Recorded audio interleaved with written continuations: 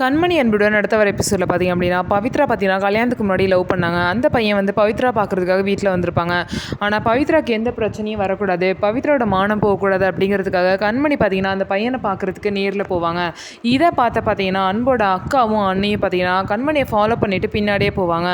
கண்மணி வந்து அந்த பையன்கிட்ட ஏதோ பேசிட்டு போகிறா அப்படிங்கிறத பார்த்துட்டு பார்த்தீங்க அப்படின்னா இவங்க வந்து இவங்களா ஒன்று புரிஞ்சுக்கிட்டு அந்த பையன்கிட்ட போய் நீயும் கண்மணியும் தொடர்பில் இருக்கீங்கன்னு எனக்கு தெரியும், நீங்கள் 2 பேரும் முன்னாடியே லவ் பண்ணியிருக்கீங்க, தானே எங்களுக்கு உன்னால் ஒரு காரியம் ஆகணும், நாங்கள் எவ்வளோ வேணாலும் பணம் தரோம், நீ வந்து இன்றைக்கி ஒரு ஃபங்க்ஷன் வந்து நடக்க போகுது, அந்த ஃபங்க்ஷனில் எல்லாருக்கு முன்னாடியும் கண்மணியை வந்து நீ வந்து அசிங்கப்படுத்தணும், கண்மணியும் நீயும் முன்னாடி லவ் பண்ணதை வந்து பார்த்தனா எல்லாம் முன்னாடியும் வந்து சொல்லணும், சொன்னது மட்டும் இல்லாமல் அவளை வந்து அசிங்கப்படுத்துகிற மாதிரி நீ பேசணும், அப்போ தான் அவள் இந்த வீட்டிலேருந்து வெளியே போவா அப்படின்னு சொல்லிட்டு பிளான் பண்ணி அன்போட அண்ணியும் அக்காவும் பார்த்திங்க அப்படின்னா அவன்கிட்ட சொல்கிறாங்க.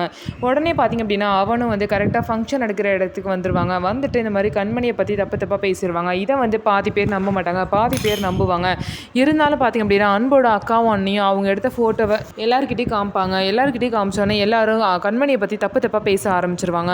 உடனே பார்த்திங்க அப்படின்னா கண்மணியை வந்து இனிமேல் இந்த வீட்டிலே நீ இருக்கக்கூடாதுன்னு சொல்லிட்டு பாட்டி வந்து வெளியே போக சொல்லுவாங்க.